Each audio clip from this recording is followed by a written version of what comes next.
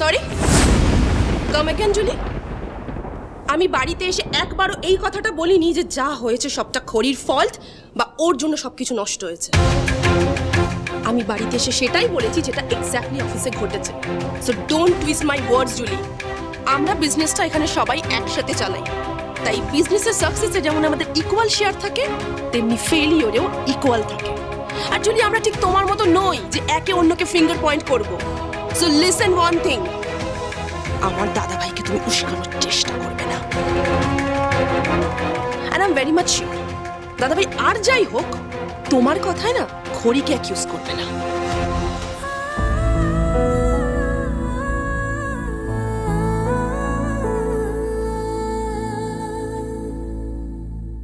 Haynes proved.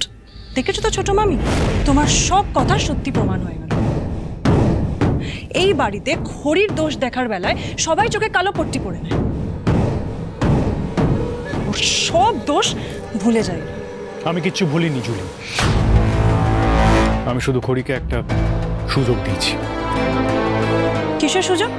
পয়লা বৈশাখের মধ্যে উনি নিজেকে প্রমাণ করবেন। যে গন্ডগোলটা কাজ হয়েছে উনি সেটাকে ঠিক করবেন। শিল ফিক্স ইট। আর এই সুযোগটা ওনার প্রাপ্য।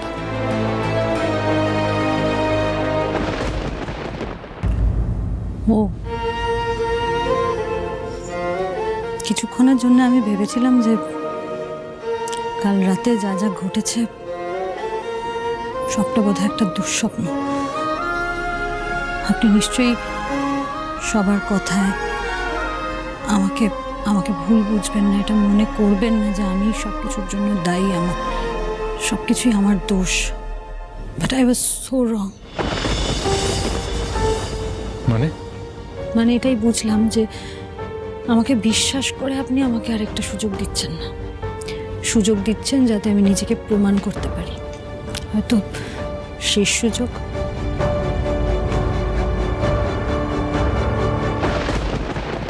কি করে আপনাকে বোঝাবো খড়ি যে আমি সত্যি মন থেকে জানি যে আপনি কোনো ভুল করতে পারেন না। তাই হাজারটা প্রমাণ আমার হাতে থাকা সত্ত্বেও এখন আমার মন বলছে সবটা মিথ্যে, একটা মিসআন্ডারস্ট্যান্ডিং। কিন্তু ঋদ্ধিমান সিংহ রায়কেও তো সবাইকে উত্তর দিতে হয়। আপনার দিকে কারোর আঙুল ওঠা মানে সেই আঙুল আসলে আমার দিকে উঠছে। সেই জন্যই আমি চাই আপনি সবার সব প্রশ্ন, সব অভিযোগ নিজেই মিথ্যে করে দিন। বেশ, তাই হবে ঋদ্ধিমান বাবু। আমি নিজেকে প্রমাণ করব, আর আমার জন্য আপনার বিজনেসে যা যা ক্ষতি হয়েছে সেই ক্ষতিপূর্ণ আমি করব। এই পয়লা বৈশাখে সমস্ত ঠিক ভুলের হিসেব হয়ে যাবে। কি আর রাহুল, অফিসে কিন্তু লেট হয়ে যাচ্ছে। এই বাড়িতে বসে সংসারের ঝামেলা নিয়ে কথা বললে অফিসের ঝামেলা সামলানো যাবে না। কি হয়েছে তোর? তখন থেকে দেখছি তুই খড়িকে এরকম ভাবে বিধিয়ে বিধিয়ে কথা বলছিস কেন? মেয়েটা সারা দিন ধরে সংসারের কাজ সামলে সারা রাত ধরে অফিসের কাজ সামলাচ্ছে, সেটা তুইও জানিস রিদ্ধি। তারপরে ওর কাছ থেকে কি এক্সপেক্ট করছিস আমি তুই? কিছু এক্সপেক্ট করছি না। তাই আমি শুধু এটাই বলছি যে আমাদের বিজনেস একটা বড় ক্রাইসিসের মধ্যে দিয়ে যাচ্ছে। বাড়িতে রানী থেকে এই বাড়ির সংসার চালানোর কথা বললে মোটেই ক্রাইসিসগুলো নিজে থেকে সলভ হবে না। আমার জাস্ট মনে হয় যে এই মুহূর্তে আমাদের সবাইকে অফিসে থাকা উচিত, সেটা বেশি ইম্পর্টেন্ট। That's it. একটা মেয়ে চাইলে অফিস বাড়ি সমানভাবে সামলাতে পারে ঋদ্ধিমান, সেটা খুব শীঘ্রই আপনি বুঝে যাবেন। আর আমার সংসারের কাজের জন্য আপনার বিজনেসে কোনো অসুবিধা হবে না, নিশ্চিন্তে থাকুন।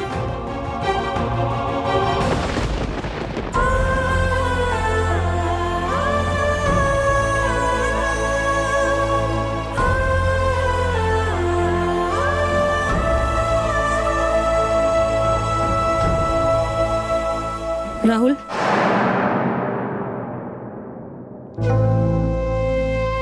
আমার তোমায় যা যা বলার ছিল সেগুলো আমি বলেছি। এবার তোমার যেটা ঠিক মনে হয় তুমি সেটাই বিশ্বাস করবে।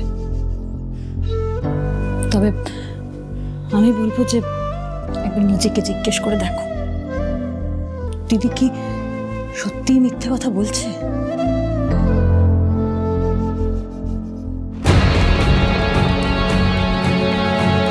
আমি জানি রাহুল, জুলি এমন কিছু একটা করেছে, তোমাকে এমনভাবে ব্ল্যাকমেল করছে যাতে তুমি ওর সমস্ত অন্যায়, সমস্ত কথা সবকিছু মেনে নিতে বাধ্য হচ্ছ।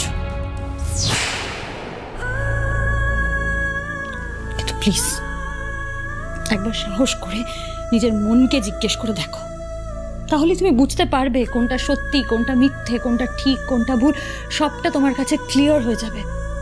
তখন দেখবে আর কোনো অসুবিধা হবে না।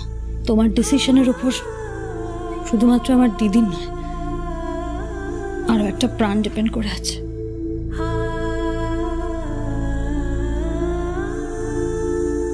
তোমাকে আমি কিছুতেই বোঝাতে পারবো না খুড়ি, এবার সবটা এতটা সহজ নয়। এই জাল কেটে বেরোবার কোনো উপায় থাকলে আমি দ্বিতীয়বার ভাবতাম।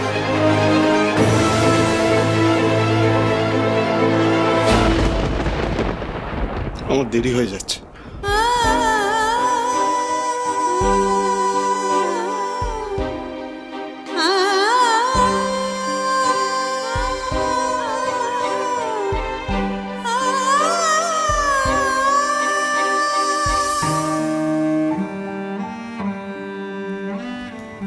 দোষটা আসলে রাহুলের নয়, জানিস তো,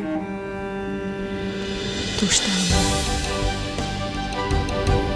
এতদিন ধরে আমি যা যা অন্যায় করেছি, যা যা পাপ করেছি, ঠাকুর আমায় সেটা শাস্তিই দিচ্ছে। কেউ যখন নিজের স্বার্থের জন্য মিথ্যে কথা বলে, সব সময় মানুষ তাকে মিথ্যেবাদী ভাবে। আমার অবস্থা অনেকটা ওই নীতি কথার গল্পে রাখাল বালকের মতন হয়েছে। বাঘ আসছে, বাঘ আসতে বলতে বলতে যখন সত্যি বাঘ এলো না, কেউ ওর কথায় বিশ্বাস করলো না। না বর্তি, তুই দেখিস একদিন সত্যিটা সবাই জানতে পারবে।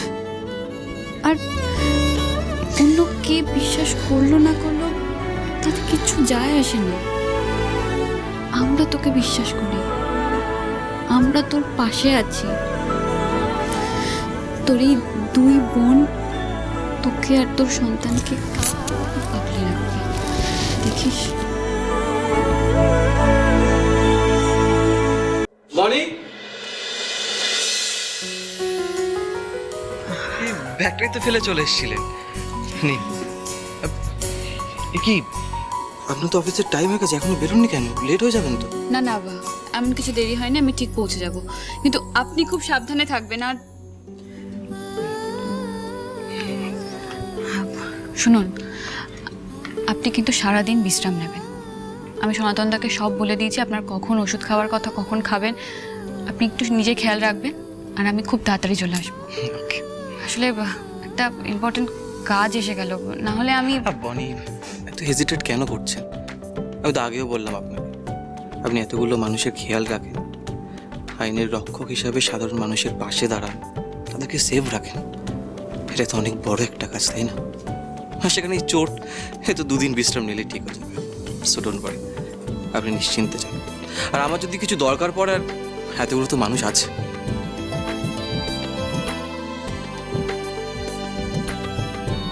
আসি রে। দাঁড়াও বনি,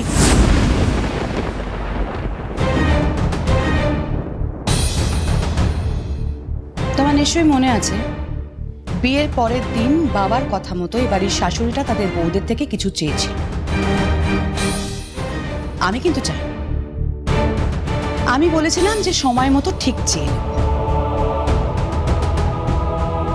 আজ সেই সময়টা এসছে বনি, আর তোমার দেওয়া কথা মতো তুমি আমার কথাটা রাখবে, মানে রাখতে বাধ্য। দেখো বনি, খড়ি তো একটু আগে এখানে ঋদ্ধির সামনে দাঁড়িয়ে অনেক বড় বড় কথা বললো। ও নাকি পয়লা বৈশাখের মধ্যে কি সব ফাইন্ড আউট করবে। অ্যাট অল করতে পারবে কিনা আমি জানি না, জানতেও চাই। তবে আমি শুধু জানি যে আমার বৌমা এই বাড়িতে কি করবে সেটা আমার সিদ্ধান্ত হবে। আর আমার সিদ্ধান্ত এটাই, আজকের পর থেকে তুমি এই পুলিশের চাকরিটা আর করবে না।